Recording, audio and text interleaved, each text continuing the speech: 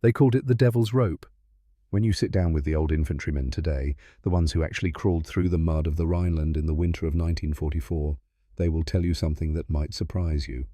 Ask them what they feared most during the war, and they won't say the Tiger tank. They won't mention the screaming dive of the Stuka bomber or the earth-shaking impact of the German 88mm gun. They will tell you about wire, barbed wire, concertina wire, miles and miles of it strung across frozen fields like a spider's web designed by the devil himself. It didn't roar, it didn't fly, it just sat there in the darkness waiting, silent, patient, deadly. By December of 1944, the American advance that had stormed off the beaches of Normandy 6 months earlier had slowed to a crawl. The Germans had retreated to their border, yes, but they had not retreated in chaos. They had retreated with purpose. And in those final miles before the fatherland, they had turned the landscape into a calculated kill zone. The backbone of that defense was wire, not the kind of wire you'd see on a Kansas farm keeping cattle in a pasture. This was German S-roll concertina wire, industrial, military grade, engineered specifically to entrap human beings. Each coil stood 3 feet in diameter, made of 2mm hardened steel with 1-inch barbs spaced every 4 inches. The Germans stacked them 4 layers high and 15 feet deep. They hid them in tall grass. They submerged them in freezing streams. They strung them tight between tree stumps and reinforced them with wooden stakes driven 3 feet into the frozen ground. For the American GI, this wire was a death sentence. The tactic was brutal in its simplicity. The Germans would position their MG-42 machine gun nests to cover the wire obstacles perfectly. They knew a simple truth: a soldier can't run through wire. You have to stop. You have to cut it. And the moment you stop moving on a modern battlefield, you become a target. The standard procedure for breaching these obstacles was horrifyingly inefficient. Artillery barrages were supposed to blast the wire apart, but more often than not, the explosions just churned up the mud and tossed the wire into even more complex, impossible tangles. So the job fell to the combat engineers and the infantry scouts. Picture this scene, because it happened night after night in those dark December weeks. It is 3 in the morning, pitch black. Freezing rain falls sideways, the kind of cold that seeps into your bones and stays there. You are 19 years old from some small town in Ohio or Alabama, and you are armed with nothing but a pair of wire cutters and a prayer. You crawl on your belly through the mud toward the German line, inch by inch. You can hear them talking. You can smell their cigarette smoke drifting across no man's land. Your hands are so cold you can barely feel the wire cutters, but you reach the obstacle and you start cutting. 1 strand at a time. Snip, snip. The tension in the wire is tremendous. 400 pounds of force. If you cut it wrong, if you don't hold the strand just right, it snaps back like a whip traveling 60 miles per hour. The noise echoes in the night like a gunshot. Suddenly a flare pops overhead. The world bathes in blinding white light. You freeze. Every German gun in that sector has just found you. Then the machine guns open up. In November of 1944 alone, American forces suffered over 12,000 casualties trying to cross wire obstacles. 12,000 men. The mathematics were brutal and simple. When you tried to cut wire by hand, your casualty rate jumped to 68%. That's more than 2 out of every 3 men. Compare that to normal infantry combat, where the casualty rate hovered around 23%. Each breach took an average of 4.5 hours. Each breach cost between 18 and 22 American lives. The generals were frustrated. The tank commanders were furious. Theoretically, a tank could just drive over the wire, but the reality was far more dangerous. The steel coils would wrap around the drive sprockets and road wheels like tentacles. They would jam the tracks, turning a 40-ton Sherman tank into a stationary pillbox. By mid-December, the advance was stalling. Men were dying. And the conventional solutions weren't working. The army needed something different. Not a bigger bomb, not a faster plane. They needed a way to shatter the stalemate on the ground. They needed a miracle. What they got instead was a man named Marcus Sullivan. Staff Sergeant Marcus Sullivan was 42 years old in December of 1944. That made him ancient by infantry standards. Most of the kids in his motor pool were barely old enough to shave. But Sullivan wasn't infantry. He was a mechanic. The kind of man who could look at a broken engine and see the solution before he even picked up a wrench. Sullivan was from Coos Bay, Oregon. Before the war, he had worked as a foreman at the Weyerhaeuser lumber mill, one of the largest timber operations on the West Coast. He knew machines. More importantly, he knew torque. He knew horsepower. He knew how to make equipment do things it wasn't designed to do. He was a tall man, lean and weathered, with hands that bore the permanent stains of motor oil and grease. He didn't talk much. Never had. He was the kind of man who communicated through action, through the steady, methodical work of his hands. Sullivan had enlisted in 1942, 2 months after his wife Catherine died. Tuberculosis. She had caught it during a particularly harsh winter and never recovered. The birth of their daughter had weakened her further. She passed away in February of 1941, leaving Sullivan alone with a baby girl. Her name was Lily. She was 4 years old now, living with her grandmother in Portland, while her father fought a war an ocean away. Sullivan carried a photograph of her everywhere, a 3x4-inch snapshot taken the previous summer. In it, Lily stood in a garden smiling at the camera with missing front teeth, holding a flower she had just picked. The edges of the photograph were worn soft from constant handling. Every night before he went to sleep, Sullivan would take out that photograph and look at it. He would study her face, remember her laugh, promise himself that he would make it back to Portland. That photograph lived in the left breast pocket of his field jacket, right over his heart. On the afternoon of December 15th, 1944, Sullivan was working on a Willys MB Jeep in the motor pool. It was vehicle number W47, and it had taken shrapnel from a German artillery shell earlier that morning. The radiator was punctured in 3 places, and the engine block had a crack running along the number 2 cylinder. Sullivan had his sleeves rolled up despite the cold. His hands moved with practiced efficiency, pulling apart the damaged components, setting them aside, already planning the repair in his mind. Then he heard the sound of the ambulance. It was the 7th one that day. The big GMC CCKW trucks converted into mobile aid stations, their canvas sides marked with red crosses. They had been rolling past the motor pool all afternoon, carrying the wounded back from the front lines 3 miles to the east. This one stopped. Sullivan looked up from his work. 2 medics jumped out of the back and began unloading a stretcher. The man on it was barely conscious, his face pale, his uniform torn and muddy. As they carried him past, Sullivan saw the soldier's right hand. It was wrapped in gauze that was soaked through with blood. But even through the bandages, Sullivan could see that something was wrong. The hand was misshapen, flattened. One of the medics noticed Sullivan staring. "Wire," the medic said simply. Then he kept walking. Sullivan stood there for a moment, watching them carry the wounded man toward the medical tent. Then he set down his wrench and followed. Inside the aid station, the air smelled of iodine and blood and wet wool. 3 doctors and half a dozen medics moved between cots working on the day's casualties. Sullivan found the man from the stretcher on a cot near the back. A medic was cutting away the bandages on his hand. Sullivan had seen a lot of injuries in this war. Bullet wounds, shrapnel, burns. But what he saw when those bandages came off made his stomach turn. The soldier's hand looked like it had been put through a meat grinder. 4 fingers were gone. Not cut cleanly, but torn away, leaving ragged stumps. The palm was shredded, laced with dozens of deep cuts. Some of the wounds were old, already infected and oozing. Others were fresh, still bleeding. The medic working on him looked up and saw Sullivan. "You know him?" Sullivan shook his head. "Name's Harlow. Corporal Vince Harlow. Scout. Got caught in the wire 4 hours ago." The medic's voice was flat professional, but Sullivan could hear the anger underneath. 4 hours? Just hanging there while the Krauts used him for target practice. Lost 3 other men trying to get him out." Sullivan looked at Harlow's face. The corporal couldn't have been more than 24, 25 years old. His eyes were open but unfocused, staring at nothing. A medic was administering morphine, but Harlow kept mumbling. "The wire. It held me. They just kept shooting. Couldn't move." Sullivan stood there and listened to those words repeat, over and over, like a broken record. The wire held me for them.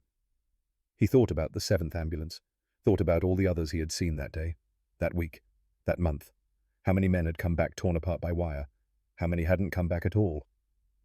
The medic finished bandaging what was left of Harlow's hand. "He'll live, but he's done fighting. Hell, he's done using that hand for anything." Sullivan nodded slowly. Then he reached into his breast pocket and pulled out the photograph of Lily. He looked at it, looked at her smile, her missing teeth, the flower in her small hand. Then he looked back at Harlow. 24 years old, maybe 25. Somebody's son, maybe somebody's father. Sullivan put the photograph away and walked out of the medical tent. Not one more, he thought. Not one more kid dies in that wire. That night, Sullivan couldn't sleep. He lay in his cot in the corner of the motor pool tent, listening to the sound of rain drumming on the canvas overhead. Hollister and Kowalski, the other 2 mechanics in his squad, were both snoring. But Sullivan's mind wouldn't stop working. He kept seeing Harlow's hand, kept hearing those words. The wire held me for them. At 10:30, he gave up on sleep entirely. He pulled on his boots and his jacket and walked out into the rain. The motor pool was quiet. Most of the vehicles were parked in neat rows covered with tarps against the weather. Sullivan walked past them without any particular destination in mind. He just needed to move, needed to think. He ended up at the eastern edge of the camp where the ground sloped down toward what had once been a small French village. The village had been here when they arrived 2 weeks ago. Now it was rubble. A German artillery barrage had leveled it on December 7th. All that remained were piles of broken brick, shattered timber, and the skeletal remains of what had once been homes and shops. Sullivan had walked past this wreckage a dozen times. Tonight something caught his eye. In the middle of the debris, still standing upright against all logic, was a piece of industrial equipment. It took Sullivan a moment to recognize what it was. A table saw? A big one? Professional carpentry equipment from what must have been a furniture workshop or a small mill. The building that had housed it was completely gone, but the saw itself was intact. The cast iron table had tipped over, but the blade assembly was undamaged. And there, lying in the mud beside it, was the blade itself. Sullivan walked closer. It was a 36-inch circular saw blade, chrome vanadium steel by the look of it, 62 teeth designed for cutting hardwood. Even in the dim light from the distant camp, Sullivan could see the edge was still sharp. He reached down and touched it. The metal was cold and wet from the rain, heavy, had to weigh 180 pounds easy. And in that moment, standing in the ruins of a French village in the rain, Marcus Sullivan had an idea. He stared at that blade, and suddenly he wasn't in France anymore. He was back in Oregon, back at the Weyerhaeuser mill in 1938. He was watching the big industrial saws tear through Douglas fir logs like they were made of butter. Those logs came in wet, 24 inches in diameter, 1,500 pounds, and the saws just ate them. The blades spun so fast they became invisible, just a silver blur of screaming metal. Sullivan remembered one day when a log came through with a hidden nail in it, 3-inch iron spike. The saw hit that nail at full speed. There was a sound like a gunshot. White-hot fragments scattered everywhere. Everyone on the floor ducked, but the saw didn't stop. It didn't even slow down. It just shrieked and threw sparks and cut right through that iron nail like it wasn't even there. Sullivan stood in the rain, his hand on the French saw blade, and did the math in his head. The Willys MB Jeep had a Go Devil engine, 134 cubic inches, 60 horsepower at 4,000 RPM, 105 pound-feet of torque at 2,000 RPM. If you could rig a power takeoff system, you could theoretically transfer 45 of those horses directly to a drive shaft. A 36-inch blade spinning at 1,000 RPM would have a tip speed of 106 miles per hour. Based on his experience at the mill, that kind of blade with that kind of power behind it could generate cutting force in excess of 1,800 pounds per square inch. German concertina wire was 2mm hardened steel, tensile strength around 1,200 pounds. Sullivan looked at the blade, looked back toward the motor pool where a dozen Willys Jeeps sat under tarps. It should work. The physics were sound. The engineering was brutal but simple.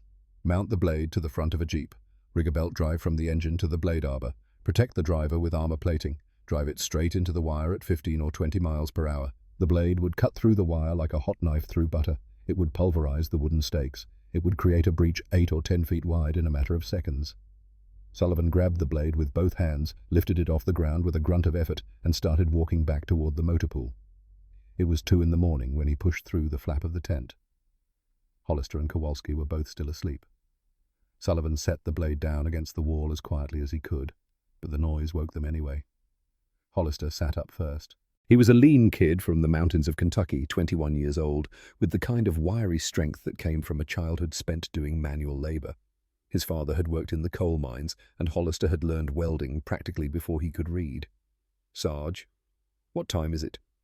"Late," Sullivan said. "Get up." Kowalski groaned from his cot on the other side of the tent. He was the youngest of the three, just 19, fresh from Detroit, where he'd worked on the assembly line at the Packard motor plant. "Can't it wait till morning?" "No." Sullivan struck a match and lit the kerosene lantern. In the flickering light, both younger men could see his face, see the intensity in his eyes. Hollister swung his legs out of bed. "What's going on?" Sullivan didn't answer right away. Instead, he pulled out a piece of cardboard from a ration box and grabbed a grease pencil. He sat down on his cot and started sketching. His hand moved quickly, drawing rough but clear diagrams. A Jeep viewed from the side. A circular blade mounted on the front bumper, lines indicating the drive system, arrows showing the direction of rotation. "Wire cutter," Sullivan said simply. Kowalski leaned closer. "What?" "That's what we're building. Take a Willys, mount that saw blade to the front, rig a belt drive from the crankshaft pulley to the blade arbor, cover the cabin with armor plate, drive it into the German wire at 20 miles per hour." He looked up at both of them. "The blade will cut through the wire, cut through the stakes, open a breach wide enough for a whole company to walk through. Do it in 15, maybe 20 seconds. There was a long silence. Rain continued to drum on the tent canvas. Finally, Kowalski spoke. "Sarge, that's crazy. Maybe. The brass will never approve it." "I know. They'll court-martial us for modifying government equipment." "Probably." Hollister was studying the sketch more carefully. His eyes moved over the lines, the measurements Sullivan had scribbled in the margins. "Could it work, though?" Sullivan met his gaze. "Yeah, it could work." Another silence. Kowalski shook his head. "They'll throw us in the stockade, Sarge." Sullivan didn't argue. He just reached into his breast pocket and pulled out the photograph of Lily. He held it up so both of them could see. The little girl with the missing teeth, the flower, the smile. "I got a 4-year-old daughter in Portland," he said quietly. "She's waiting for her daddy. Today, I watched them carry in a 24-year-old kid whose hand got shredded in that wire. He was trapped for 4 hours. 4 hours. 3 other men died trying to get him out." He put the photograph away. "How many more men are going to die that way? How many more kids?" He looked at both of them. "I'm building this, with or without you, but I could use the help." Hollister looked at the sketch again. Looked at the saw blade leaning against the tent wall. Then he looked at Sullivan. "My old man worked in the mines. Taught me welding when I was 12. Always said if you see something broken and you know how to fix it, you got an obligation to fix it." He nodded once. "I'm in." Sullivan nodded back. Then both of them turned to Kowalski. The kid from Detroit stood there looking miserable. He was scared. That was obvious, and he had every right to be. But Kowalski was also thinking about his father, who had worked the assembly line at Packard for 23 years, who had told him before he left for the war, "Do good work, son. That's all that matters in the end." Kowalski took a deep breath. "My pop used to build crazy modifications at the plant. Guess it runs in the blood." He looked at Sullivan. "I'm in." Sullivan felt something loosen in his chest. "Okay, then. We start tomorrow night. We work after lights out. Tell no one. We've got 3, maybe 4 days before Captain Hayes figures out what we're doing and shuts us down." He looked at his sketch one more time. "So let's make them count." The next 3 nights passed in a blur of stolen hours and clandestine work. They moved Jeep W47 into position on the evening of December the 16th, backing it into a space between 2 trucks where it would be invisible from the main pathways. A canvas tarp strung overhead would hide the light from their work lamps and, more importantly, conceal the bright flashes from Hollister's welding torch. Kowalski had requisitioned a portable generator from the engineering depot. Its diesel engine provided power while blending with the general background noise of the camp. Sullivan had drawn up plans. 8 steps, each one critical. Each one a potential failure point that could get them court-martialed, or worse, get good men killed. Step 1 was the mounting system. The saw blade weighed 180 pounds and would generate tremendous radial force when spinning, 2,000 pounds minimum. They needed an arbor assembly that could handle that stress without tearing itself apart. Hollister fabricated the solution from a GMC winch assembly. He cut sections of heavy steel with an oxyacetylene torch, the blue flame hissing in the darkness. They drilled mounting holes and fitted the pieces together. By midnight of the first night, they had 2 massive bearings, grease-packed, mounted in a steel housing that bolted directly to the Jeep's front bumper frame. The blade slid onto the arbor shaft smoothly. Hollister secured it with a heavy lock nut. Sullivan spun it by hand. No wobble, no binding. Step 1 complete. Step 2 was the power transfer. The Willys didn't have a standard power takeoff, so they had to fabricate one. Sullivan designed an adapter bracket that mounted to the crankshaft pulley and extended forward through a slot cut in the front grille. A second pulley mounted to the bracket would align with the arbor pulley on the saw blade. 2 industrial V-belts would connect them, 1.5 inches wide, rubber reinforced with steel cable. The kind that required a signed requisition form from a commissioned officer. Hollister solved that problem. Sullivan didn't ask how. The belts appeared under the tarp, and that was enough. The fabrication took all of the second night. Hollister worked with millimeter precision, checking alignment constantly.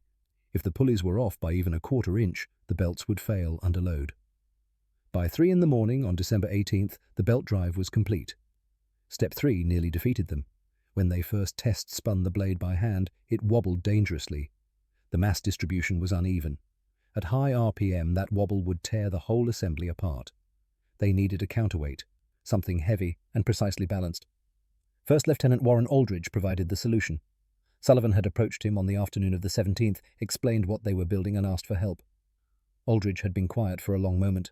Then he told Sullivan about his younger brother Doug, 22 years old, killed in Sicily in July of '43 when his platoon got pinned down by wire.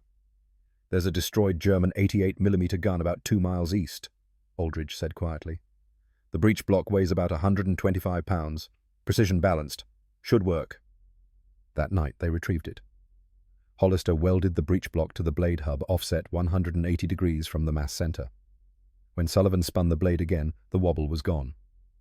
Steps 4 through 6 happened in rapid succession on the third night. Armor plating from a destroyed German half-track. 8mm hardened steel welded into a protective box around the driver's cabin. A narrow viewing slit 2 inches tall by 12 inches wide. Just enough to see forward. Just enough to stop a bullet. The armor added over 400 pounds to the front end. The standard leaf springs couldn't handle it. They sagged badly, leaving the Jeep nose down at a dangerous angle. Sullivan made a decision. They stripped the front springs from a disabled GMC 6x6 truck and installed them on the Jeep. The ride would be brutally stiff, but the vehicle would handle the weight. By dawn on December 19th, it was complete.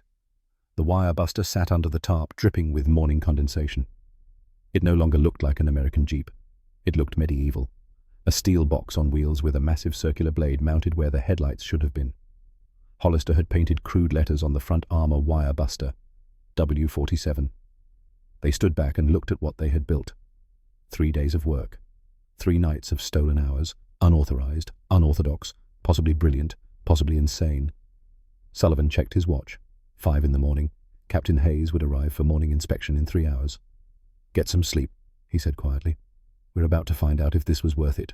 Captain Garrett Hayes was 46 years old and had been in the army since 1917. He had fought in the Argonne Forest in the First World War. He had seen things that still woke him up at night. He was a man who lived by regulations and proper procedure. He was also a man who had lost 41 soldiers to wire obstacles 3 weeks ago.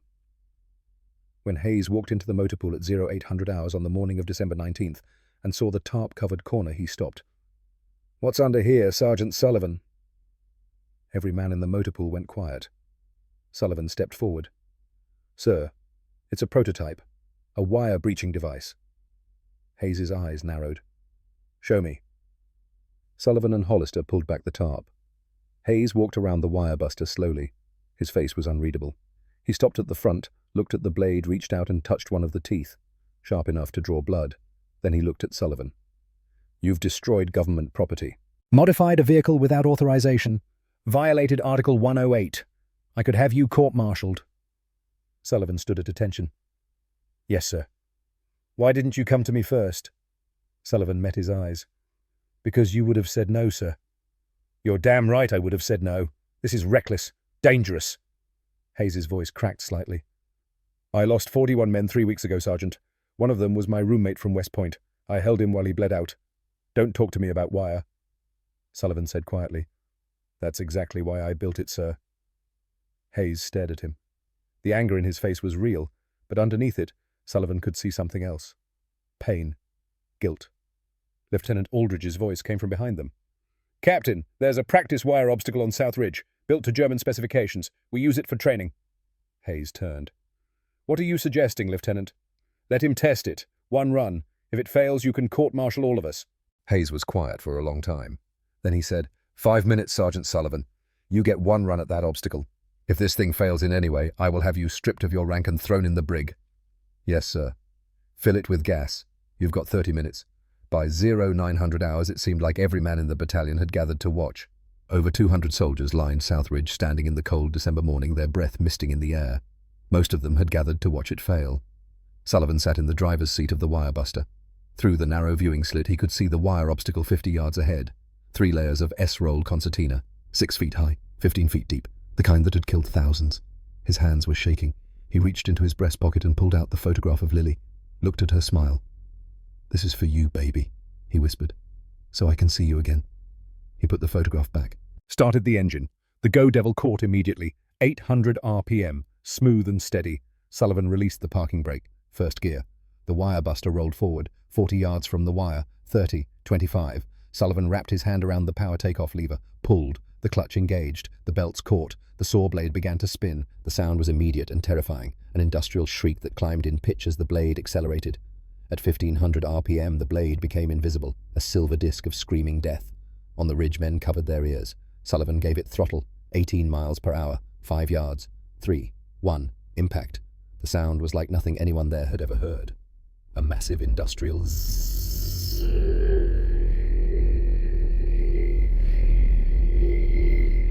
As if reality itself had been torn in half. Incandescent cascades of molten steel exploded upward 15 feet high, 20 feet high. The wire hit the spinning blade and disintegrated. The individual strands snapped with sounds like pistol shots. Crack, crack, crack. The wooden stakes met the blade and simply ceased to exist, pulverized to sawdust in fractions of a second. The wire buster punched through the first layer, through the second, through the third. Total elapsed time 12 seconds. Sullivan hit the brakes, disengaged the PTO. The blade wound down to silence. Through his viewing slit he looked back. There was a breach in the wire obstacle 8 feet wide and perfectly clean. The edges of the cut wire glinted in the morning sunlight, sheared as precisely as surgical scissors. No tangles, no mess, just open ground.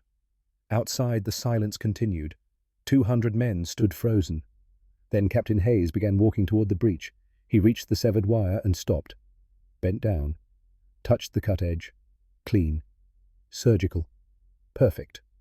He straightened, looked at the pulverized stakes, looked at the sawdust. Then he turned and walked to the wire buster. Sullivan was climbing out, his legs unsteady. Hayes stopped 3 feet away. "Fill it with gas, Sergeant," he said, his voice barely above a whisper. "We attack at 0600 tomorrow." The ridge erupted. 200 men cheering, shouting, laughing. Sullivan reached out and steadied himself against the wire buster's armored side. Lieutenant Aldridge was there, suddenly gripping his shoulder. "You actually did it," Aldridge said, his voice thick. But Sullivan barely heard. He was looking past them toward the medical tents, thinking about Harlow, thinking about all the men who wouldn't have to crawl through wire anymore. He touched his breast pocket, felt the photograph. "Did it, baby," he whispered. That evening, Sullivan sat down with Hayes and Aldridge in the command tent. "Talk to me about failure points," Hayes said. Sullivan appreciated the directness. "3 main concerns, sir. The belt drive. If one fails, the blade stops and I'm dead." "Likelihood 20%. Hayes made a note. "Second, engine overheating. If the radiators get hit, the engine seizes in under 5 minutes. Likelihood 40% under heavy fire. Third, the blade itself. If it hits a large rock or buried steel, it could shatter. Catastrophic failure would send fragments everywhere. Anyone within 20 yards dies, including me." Hayes looked up. "Are you scared, Sergeant?" "Terrified, sir." "Good." Hayes folded the map. "There's something you should know. I reported the wire buster to Division this afternoon. Requested a 48-hour delay to evaluate and build additional units." Sullivan's chest tightened. "What did they say?" "They denied it. Called it an unauthorized field modification of questionable tactical value. Ordered me to proceed with conventional assault." Hayes's voice was bitter. "I refused that order, Sullivan. If the wire buster fails, if men die, Division will court-martial me. End my career." Hayes stood, extended his hand. "See you at 0530, Sergeant." Sullivan shook it. "Yes, sir." That night, Sullivan couldn't sleep. At 2300 hours, he walked to the wire buster and climbed into the cabin. Footsteps approached. Corporal Harlow appeared, his right hand still bandaged. "Sarge, can I ask you something?" "Go ahead." "Tomorrow, when you breach that wire, can I be in the first wave?" Sullivan looked at the bandaged hand, at the haunted eyes. "You're still recovering." "I know, but I need to cross that wire walking upright, not crawling, just walking through. You understand?" Sullivan understood perfectly. "Yeah, you'll be in the first wave." Harlow's throat worked. He reached out with his good hand and gripped Sullivan's shoulder. 4 hours I was in that wire, Sarge. I thought I was going to die there. But tomorrow, I'm going to walk through like it's not even there. Because of what you built." He paused. "I'm never going to forget this. When I have kids, grandkids, I'm going to tell them about you." Sullivan's vision blurred. He nodded. Harlow walked away. Sullivan sat alone for another hour. Then he went back to his tent and wrote a letter to Lily, just in case. He folded it carefully and put it in his footlocker underneath his spare uniform. Then he lay down and somehow fell asleep. He dreamed of Oregon, of tall trees and rain, of Lily's laugh. December 20th, 1944, 05:45 hours. The sky was just beginning to lighten in the east, that grey pre-dawn glow that turns everything colourless and flat. Sullivan sat in the wire buster running through his checks. Oil full, coolant full, belt tension 40 pounds, blade mounting secure. Everything was ready. Outside, the 2nd Battalion was forming up. 204 men checking weapons, adjusting gear, trying to stay warm. Nobody was talking much. Captain Hayes appeared at Sullivan's window. "Radio check." Sullivan keyed the microphone. "Wire buster to command radio check." Hayes's voice crackled back. "I read you 5 by 5. You're clear for movement on my mark." "Copy that, sir." Hayes looked at Sullivan through the viewing slit. The command mask dropped for just a moment. Worry, hope, maybe prayer. "Bring them home, Sergeant." "Yes, sir." Hayes stepped back, raised his voice. "Wire buster, you are cleared to engage. Godspeed." Sullivan's hand trembled as he turned the key. The Go Devil roared to life. He let it warm. 180 degrees. Normal operating temperature. He released the brake. First gear. The wire buster rolled forward. Behind him, 204 men began to move. The distance to the first wire obstacle was 300 yards. Sullivan drove slowly. 8 miles per hour. Through the viewing slit he could see the dark line of wire growing closer. 200 yards. 150. 100. German voices carried across the morning air. Sentries calling out. 75 yards. A flare popped overhead, bathing the world in harsh white light. The German voices changed. Confusion. Someone shouted, "What is that, 50 yards?" The first bursts of machine gun fire cut through the morning. The MG-42, Hitler's Zipper, 1,200 rounds per minute. The bullets hammered into the armor like hail on a roof. Ping, ping, ping, ping. One round found the viewing slit gap. It passed 3 inches from Sullivan's face. He felt the heat of its passage, could smell the cordite. 25 yards. His hand found the PTO lever. He wrapped his fingers around it, touched his breast pocket, pulled. The clutch engaged. The belts caught. The blade began to spin. The sound rose to a full metallic scream in 3 seconds. Sullivan gave it throttle. 1,500 RPM. The blade became a blur. The Germans stopped firing. 3 seconds of confused silence as they tried to process what they were seeing. One German screamed, "Teufel, devil!" Then they opened fire again. Panicked now. Wild. Sullivan's foot pressed down. 18 miles per hour. 10 yards. 5. 3. The wire hit the blade and exploded. Molten steel sprayed upward in cascades that looked like welding torches the size of buildings. The sound was apocalyptic. The wire buster shuddered violently. Sullivan's teeth rattled, but he kept his foot down. The wire snapped. Crack, crack, crack. The stakes disintegrated. First layer gone. Second, third. But something was wrong. Sullivan felt the resistance increase. The wire was tangling around the blade arbor, wrapping in thick coils. The engine RPM dropped. 1,500, 1,200, 1,000. Sullivan downshifted. The Go Devil screamed. 4,000 RPM. Red line.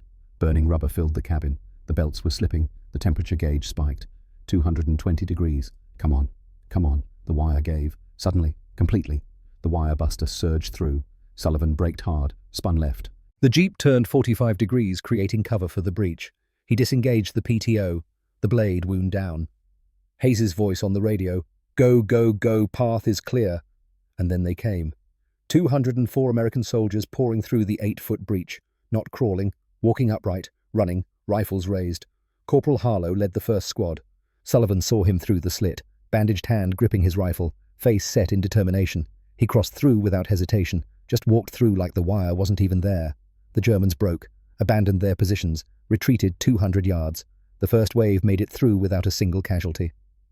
Sullivan sat in the cabin hands, shaking, listening to battle move away from him. He looked at the temperature gauge. 240 degrees. The radiator had been hit. Steam poured from under the hood. But it didn't matter.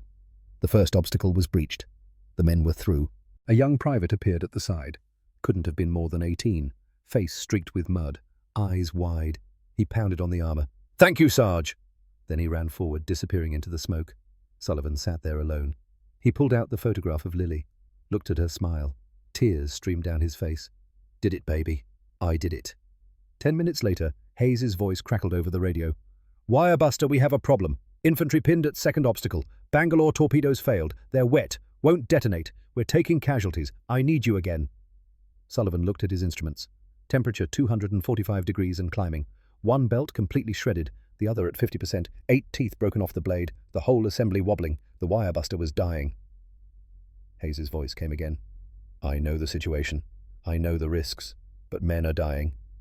Sullivan closed his eyes, thought about Lily, about going home, about being there to watch her grow up. Then he thought about the young private who had pounded on his armor, about Harlow crossing the wire upright, about 20 or 30 men who would die if he didn't move. He opened his eyes. "Wirebuster moving. ETA 2 minutes. He started the engine. It caught on the third try, running rough-knocking badly, a bearing failing deep in the block. But it ran. Sullivan put it in gear and drove toward the sound of gunfire. The distance was shorter this time, 100 yards, but every yard was agony. Bullets everywhere. The engine temperature kept climbing. Steam obscured his vision through the viewing slit. He could hear radio chatter, a medic screaming for help. Hayes's voice, normally so controlled, breaking with stress. 50 yards from the second obstacle, Sullivan engaged the PTO. The blade spun up, but slower this time. The damaged belt was slipping. The wobble was pronounced. Dangerous. 25 yards. He gave it throttle. The engine protested. The temperature gauge was pegged, past redline, into territory that meant catastrophic failure at any second. 10 yards. Sullivan hit the wire at 12 miles per hour, half the speed of the first run. The blade bit in. Massive resistance. The wire was thicker here, older, rustier. It didn't want to cut. The engine stalled. Sullivan's heart stopped, dead in the wire, under fire. This was how it ended. But then he heard voices, shouting, running feet. The cabin door wrenched open. Hollister appeared, M1 Garand in his hands, firing at German positions. Kowalski was right behind him. "We got you, Sarge. Come on." They pulled Sullivan out. The three of them crouched behind the armored bulk of the wirebuster, while bullets pinged off the steel. "Hand crank!" Sullivan shouted over the noise. They understood immediately. The Go Devil had a manual starting crank for emergencies. Kowalski grabbed it from the tool compartment. Sullivan positioned it on the front of the engine block. "On 3, 1, 2, 3. They cranked. Nothing. Again. Nothing. A mortar round impacted 10 feet away. Shrapnel whistled overhead. Again. The engine coughed. Again. Again. On the 7th attempt, it caught. The engine roared to life, rough and angry, but running. "Get clear!" Sullivan shouted. Hollister and Kowalski sprinted back toward cover. Sullivan vaulted into the cabin, slammed the door, grabbed the PTO lever, pulled. The blade spun, slow, 500 RPM instead of 1500, but spinning. Sullivan put it in gear. First, the lowest, most powerful gear. The wirebuster crawled forward at 3 miles per hour. The blade met the wire. The sound was different this time. Not a scream, but a grinding, tearing roar. The blade was chewing through by brute force instead of speed. 40 seconds that felt like 40 minutes. The belt snapped. Sullivan heard it go. The blade began to freewheel, spinning down. But the wire was already cut. The breech was open. The engine made a sound like a death rattle, then stopped completely. Seized. Dead. But it didn't matter. Hayes's voice on the radio. "Second breach. Clear. All units advance." 87 men poured through the gap Sullivan had cut. They flanked the German positions. The enemy line collapsed, retreated 600 yards. The battle was won. Sullivan climbed out of the wirebuster on legs that barely held him. His hands were burned from the engine crank. His shoulder was bleeding from a graze he didn't remember getting. Hayes appeared through the smoke. For a moment, the captain just looked at him. Then he grabbed Sullivan in a fierce embrace. "Every single one made it," Hayes said, his voice breaking. 7 wounded, 0 killed. Sullivan's knees buckled. Hayes caught him, held him up. "How many were we supposed to lose?" Sullivan asked. 55 to 70. Sullivan did the math in his head. 62 lives, give or take. 62 men who would make it back to Portland or Detroit or Kentucky or wherever home was. He looked at the wirebuster. Steam rising from the cracked engine block. Belts in shreds. Blade chipped and bent. It would never run again. But it had run when it mattered. Hayes was looking at it too. "Hell of a machine, Sergeant." "It was just a Jeep with a saw blade, sir." "No," Hayes said quietly. It was 62 miracles welded together. The wirebuster sat by the roadside for 3 days before a recovery crew towed it to a salvage depot. Sullivan watched it go. Didn't say anything. Just touched his breast pocket where Lily's photograph rested. In February of 1945, Staff Sergeant Marcus Sullivan rotated home. The official paperwork cited combat stress and recommended reassignment to stateside duties. What it didn't mention was that Division Command wanted him gone before anyone asked too many questions about unauthorized field modifications. He received a formal letter of reprimand for destruction of government property. His Bronze Star recommendation was denied. Captain Garrett Hayes received an official censure for disobeying orders. He was passed over for promotion to major. He didn't care. 41 men had died on his watch in November. In December, he lost 0. That was the only statistic that mattered. The story of the wirebuster spread through Third Army like wildfire. Engineers from 4 divisions came to photograph the wreckage. 3 attempts were made to build replicas. All failed. Nobody else had Sullivan's 6 years of experience with industrial saws. Nobody else understood the blade dynamics the way he did. Army Ordnance submitted a final report, impractical for mass production, not recommended for adoption. The file was marked classified and buried. The train pulled into Union Station in Portland on February 28, 1945. Sullivan stepped onto the platform carrying a duffel bag and not much else. He took a taxi to his mother-in-law's house in the suburbs, walked up the front steps, knocked. The door opened. His mother-in-law stood there, tears already streaming down her face. "She's in the backyard," was all she said. Sullivan walked through the house, through the kitchen, out the back door. Lily was there, 5 years old now, playing with a doll in the grass. She looked up, saw him. For a moment she just stared. She had been 2 when he left. She barely remembered him. Then recognition flooded her face. "Daddy." "Hey, baby girl." She ran to him. Sullivan dropped to his knees and caught her, held her so tight it probably hurt, didn't care, couldn't stop the tears. "You came home," Lily said into his shoulder. "Grandma said you might not come home, but you did." "I promised, didn't I?" Sullivan's voice was thick. "Daddy always keeps his promises." He carried her inside. His mother-in-law made coffee. They talked for hours.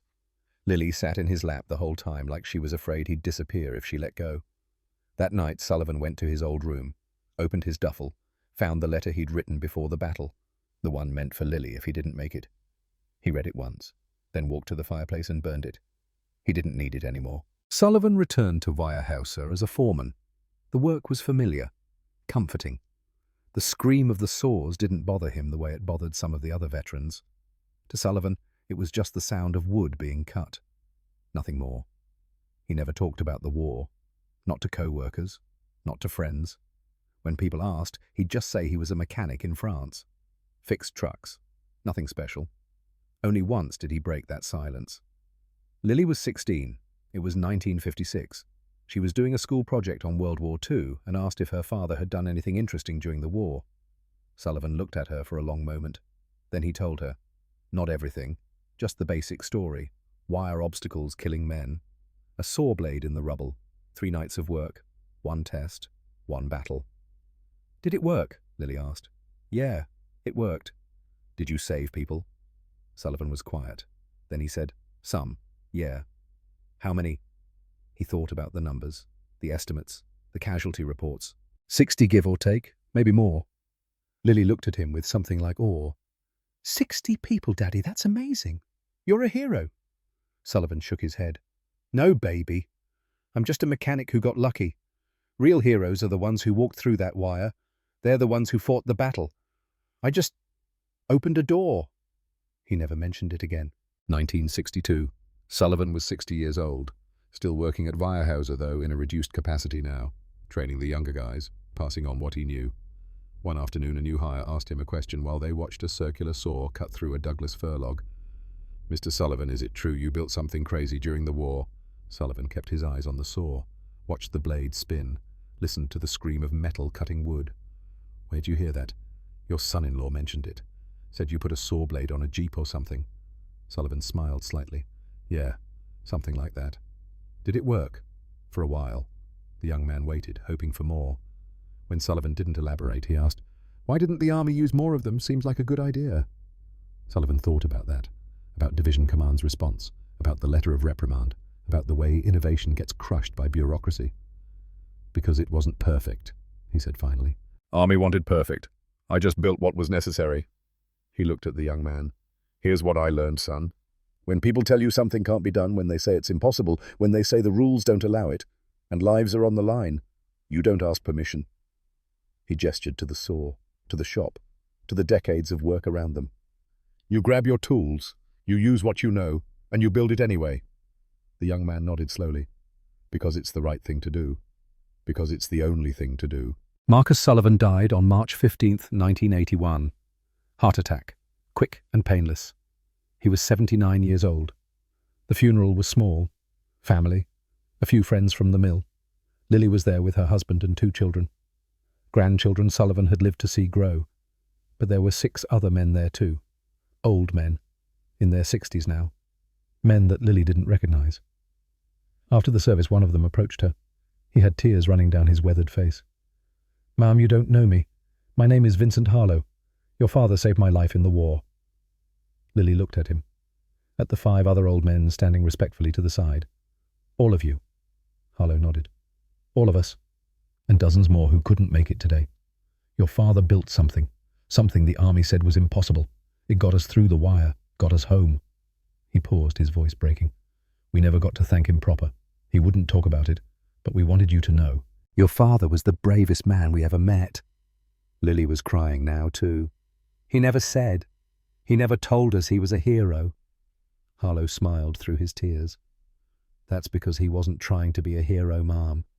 He was just trying to be a good mechanic, trying to fix what was broken, trying to make sure everyone got home to their families." He reached out and gently took her hand. "Because of him, I got to see my kids grow up, got to meet my grandchildren, got to have a life." He gestured to the other 5 men. "Same for all of us. And that's a debt we can never repay." In 1983, a French farmer ploughing his field near Aachen, Germany, unearthed something strange. A circular saw blade, 36 inches across, pitted with rust, 8 teeth broken off, but unmistakable. He reported it to local authorities.